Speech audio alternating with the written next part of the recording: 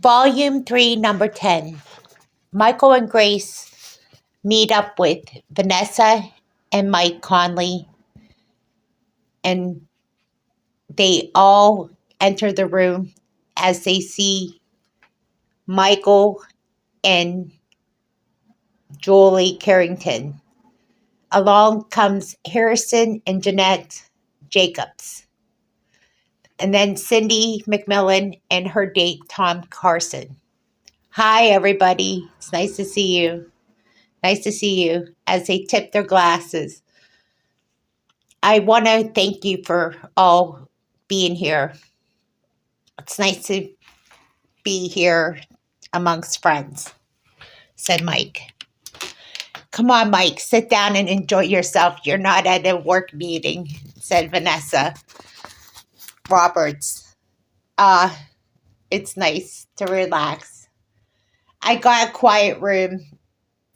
I know the waterfall is really nice, but it's nice to sit down and enjoy a little time, quiet time.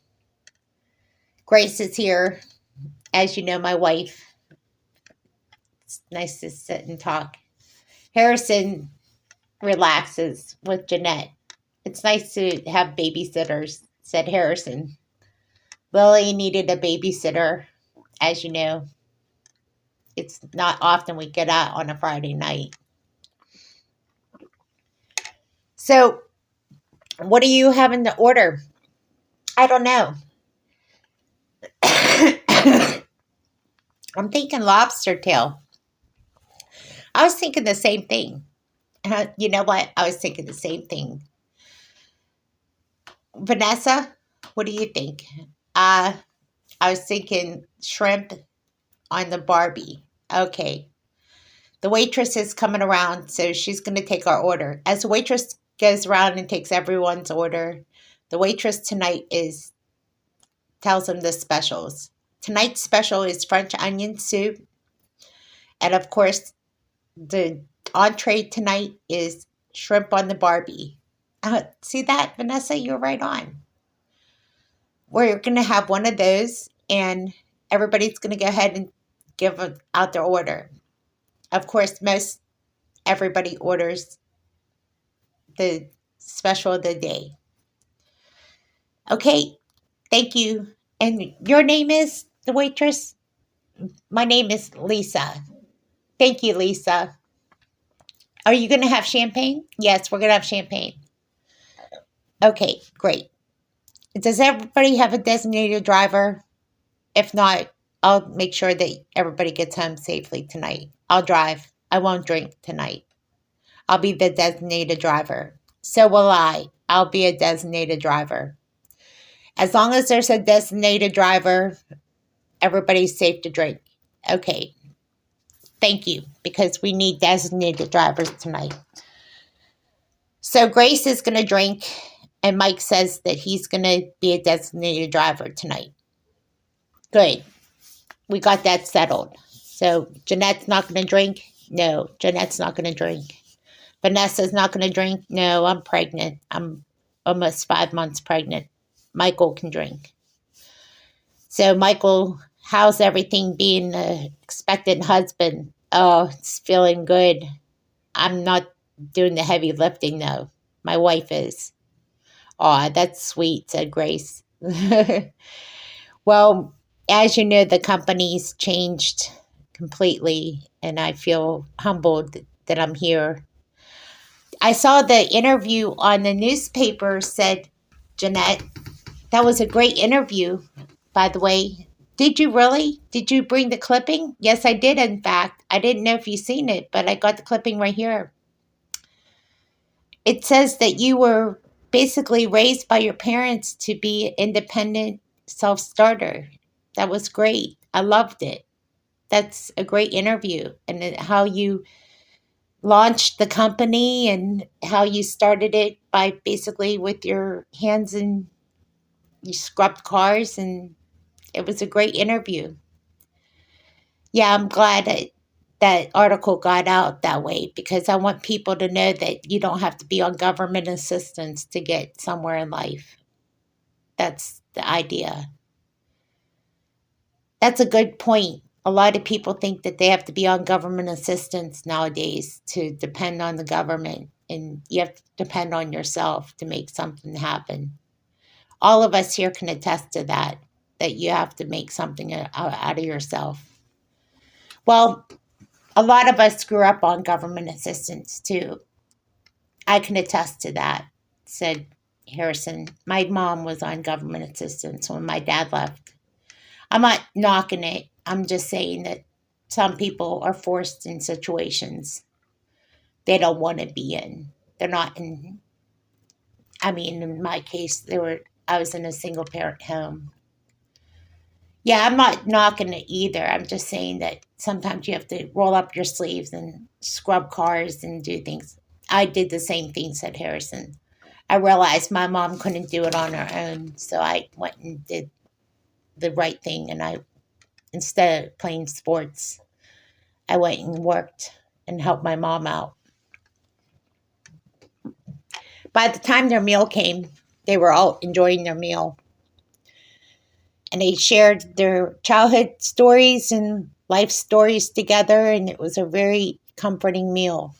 It's really interesting, Harrison, how you shared about your mom.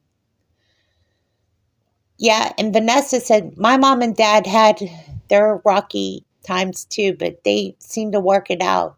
They stayed married till they could no longer stay married. They parted ways towards the end. Oh, really? Did your parents get divorced? Yeah, they did. But I don't want to see that ever happen. That cycle was broken when I realized that when I went to a Christian church, I realized that there's a cycle that had to be broken in my life. I learned in the Christian church that that's a generational curse, that a lot of people sometimes repeat that cycle, and I don't want to repeat that cycle with Mike. It's something that I've learned personally. Does anybody want dessert? Says Lisa, the waitress. No, we're okay. We're good with the bill. Can I have the bill? Said Michael. I'll pay for the tab. Okay, everybody. So, what do you think? Did you enjoy your meal? Yeah, it was great. Thank you, Michael, for doing this. I got to get back because my babysitter needs to be home at a certain time, said Harrison.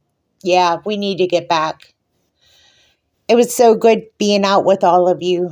I want to thank you for taking the time. I know we're getting close to Christmas, so I just want to wish you all a Merry Christmas. And we're flying out to Pittsburgh, and we're just going to visit family and enjoy the rest of our Christmas holiday with people in Pittsburgh. But I just want to tell you personally how much I enjoyed being the CEO and being a part of that company. But now that I'm going to be in a different position, I know that the future is going to change. But as long as we're still a group and we're still close and tight, I just want to let you know that I think a lot of all of you. As the changes are going to be coming about, I just want to know that we're still going to remain tight. Oh, we will. As Harrison and Jeanette leave, and Cindy and Tom leave, everybody departs from the table and give each other hugs. It's so good to see you again, Michael. Grace, as always. Vanessa, you take it easy, okay? As Michael helps her up off the table. It's been enjoyable. Thank you, Michael, for everything. As they all leave and depart for the night, Michael and Grace go ahead and get to the car. Well, Michael, I had too much to drink. I think it's okay that you drive home. Yeah, I already planned on it, Grace. I didn't drink. As Grace and Michael make their way home, they get home safely. It's 10:30 at night, and they know it's time for bed. Michael, I love you so much. I'm so proud of you. The article was good. I'm going to read more of it. I'm going to take it in as we get ready to go to Pittsburgh. I want to thank you for making this possible for me to visit my family for Christmas. It's the best Christmas gift ever. It means so much. Thank you so much, Michael, for doing this for me. as they have their bags packed and ready to go to Pittsburgh. It's going to be a big adventure going out there for Christmas, but I know it's worth it. The kids are excited. We're excited. I just can't wait to land in Pittsburgh and see my family on Christmas Eve and just see all their faces. It's going to be so exciting, Michael. Well, let's get in the house and let's get ready and get rested. We have a couple days before we leave, so let's get rested up and enjoy our sleep tonight. I love you, Michael. I'm so proud of you. You've made me so proud. Yeah, thanks, Grace. It means so much. I'm glad that this chapter of my life is over. Now it's time to start a new chapter. Whole new venture out there awaits us.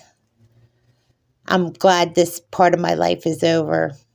I had to do this tonight to put an end to this old chapter of my life. And now it's time to start a new chapter. You never know what we'll find in Pittsburgh when we get out there. We might find another home, a second home. Who knows? I don't know what the plans will be, but we'll venture out there and we'll see what's out there. And who knows, Grace?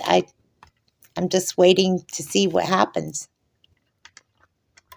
I look forward to it, Michael. We're going to have a great time. The trees are beautiful at Christmas time, and it's just a beautiful time of year there. You'll love it. I promise you. I know. Let's get some sleep, Grace. Let me help you into bed. As Michael helps his almost toxic wife. Grace, you had a little too much to drink. Let me help you up. Okay. I am a little tipsy. I'm sorry, Michael. I had too much champagne. I know you did. It's okay, Grace. Don't be embarrassed. As Grace falls asleep, Michael just brushes her hair back off her face and puts her to sleep comfortably. And then he finally gets ready for bed, and he gets into bed and he goes to sleep. And he realizes before he goes to sleep, he sets the alarm because he needs to get up early for the next day. But all is well. As the night ends, Michael is very grateful for the night ended so well.